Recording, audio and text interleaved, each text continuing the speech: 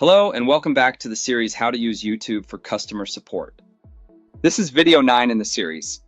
YouTube offers a very robust set of analytics, but it's important to understand that most of these metrics were designed with marketing, branding, and PR teams in mind. That said, there are several metrics that are extremely valuable for customer support content, especially when you first get started or when you're refining your approach.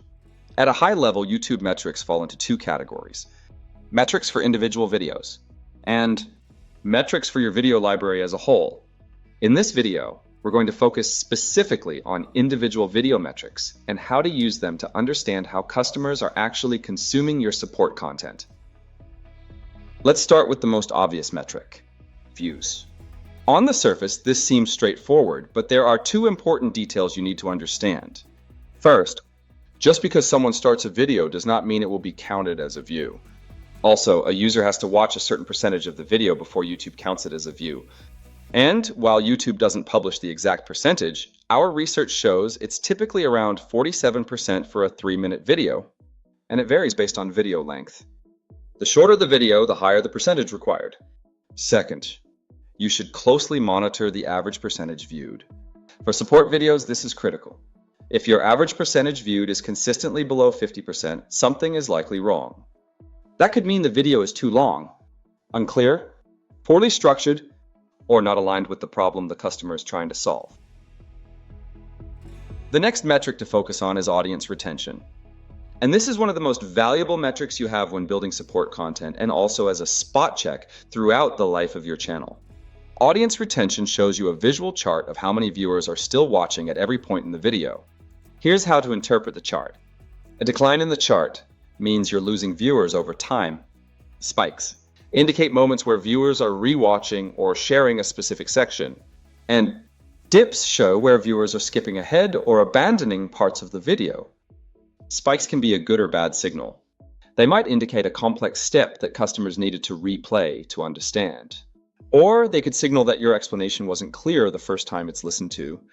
Dips can also be telling. They may suggest that you're including unnecessary information or explaining something that most people don't need explained. When you're first building your support video library, audience retention is one of the best tools you have for understanding user behavior and identifying opportunities to improve clarity, structure, and effectiveness. For support videos, reach metrics are generally less valuable at the individual video level.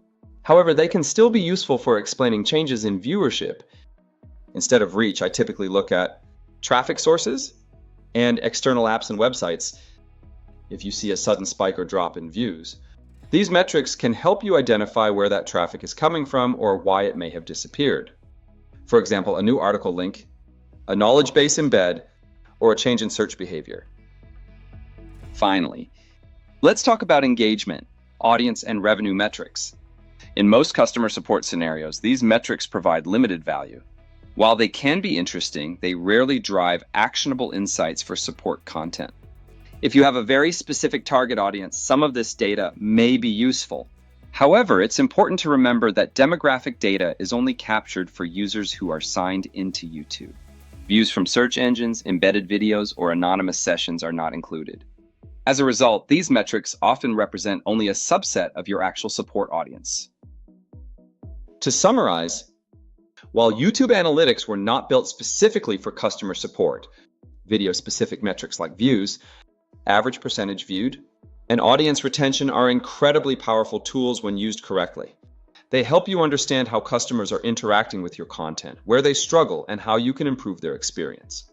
In the next video, we'll zoom out and look at how to pull metrics for your entire catalog and how to use that data to tell a broader support performance story. Thanks for watching, and I'll see you in the next video.